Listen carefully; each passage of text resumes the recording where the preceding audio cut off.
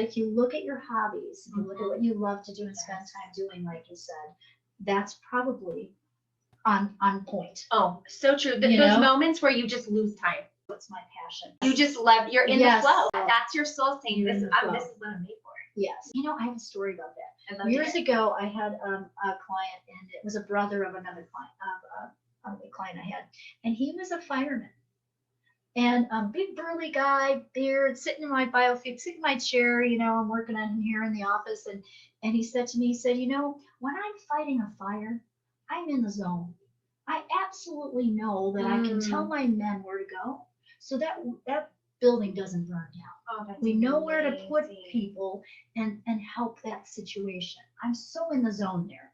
He looked at me and he said, "Can you help me be in the zone with relationships?"